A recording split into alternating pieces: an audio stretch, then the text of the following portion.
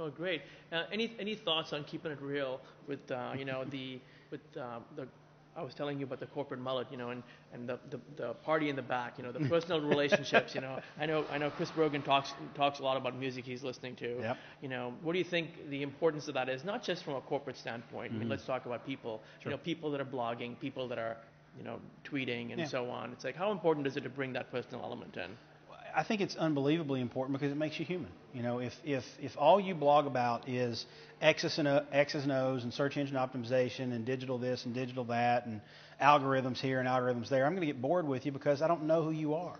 I don't necessarily get into a lot of personal stuff on my blog, but every now and then I'll mention doing something fun with my kids, or that I'm going to my grandmother's birthday party, or my grandfather once told me X, or something of that nature, and it brings that personal touch into your writing.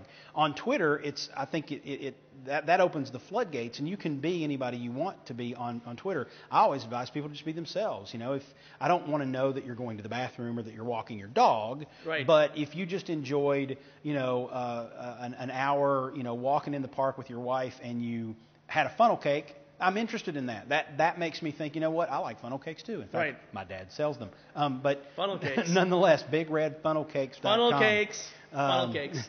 But nonetheless, it makes you human. Indiana State Fair starts in a couple days, and it's going on right now. It's going on right now. Great funnel cakes, so we can get funnel cakes in town. Funnel cakes in Indianapolis, a lot more than funnel cakes, but also funnel cakes. That's very good.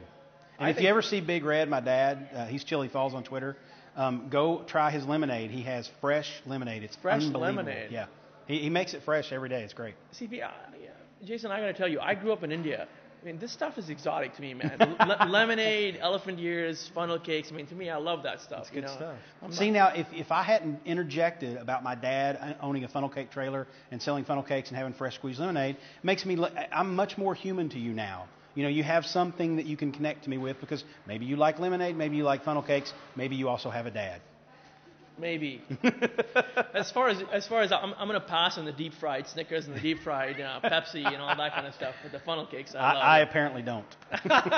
So I think keeping it personal is pretty important. Yeah. And whether your thing is films or music or walks in the park or funnel cakes. Sure. Now there's obviously you have to put in your own limits, and some people are going to be uncomfortable sharing a lot of personal information. There's a lot of people in my family who are somewhat concerned and critical of me because I do share information and pictures about my kids sometimes. And they're like, well, isn't that dangerous? I'm like, well, MySpace got rid of all the pedophiles, so leave me alone. But there are people that are going to have different levels of comfort with that, and you have to do what's comfortable for you. If you don't want to share a lot of personal things, that's fine. But telling someone you enjoy listening to the Rolling Stones still gives you a little personality, but it's not so personal that it's violating your privacy. Yeah. So, people want to know who you are and what makes you tick and what you like to eat for lunch and so on and so forth. It makes you human. And that's why I think that the mullet metaphor means so much because, it's brave and people remember you. I mean, if you're going to go close a loan at a bank, Yep. you're going to have a personal conversation with the banker. Sure. They want to know who you are. They want to know how many spoons of sugar. Well, they should want to know how many spoons of sugar you take Absolutely. in your coffee. So I think socializing your business is a good strategy. It absolutely is. And you're talking to someone who grew up in Eastern Kentucky, so I once had a mullet. So, but yeah, think about it. If you have an interaction with a banker who is a stereotypical banker, straight-laced, all business, never really says anything outside of the banking thing, they're not very memorable.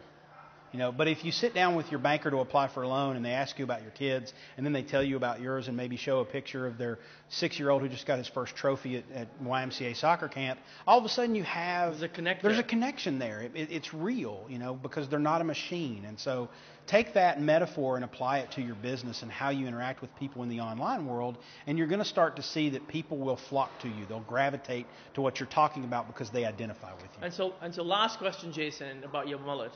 Okay, because I love mullets. So what kind of a mullet was it? I think it was your traditional Billy Ray Cyrus type of mullet. So really long. Yeah. It wasn't. It was almost down to my shoulders. It wasn't real long. But I had the spiked hair on top. Nice. I don't ever do sideburns, so the sideburns were not there. But I had a little bit of party going on in the back. Absolutely. That was about 1988, 1987. I was probably a freshman in high school. Little Bon Jovi in the background. Oh yeah, I loved Bon Jovi. All right. Absolutely. Did you have a earring too? Once upon a time I did, actually. It's grown over now. It's not there anymore. But I did have the single left earring. Absolutely. Hey, it was cool at the time. Hey, so. man, I tell you, I've got a picture of myself at one point. I had on leather jeans, black leather jeans, tennis shoes, a Van Halen concert T-shirt that was, washed and worn and ripped up, an army jacket, sleeves pushed up Don Johnson style, and wristbands, baby. I was styling. All right, Jason, thank you so much. All right, Duncan, thank you, man. Here at Blog Indiana with Jason Fosman, we've talked about everything from eating your own dog food, practicing what you preach, influence, and most importantly, the Eastern Kentucky, long in the back, spiky in the front mullet. Duncan Alney, back at you.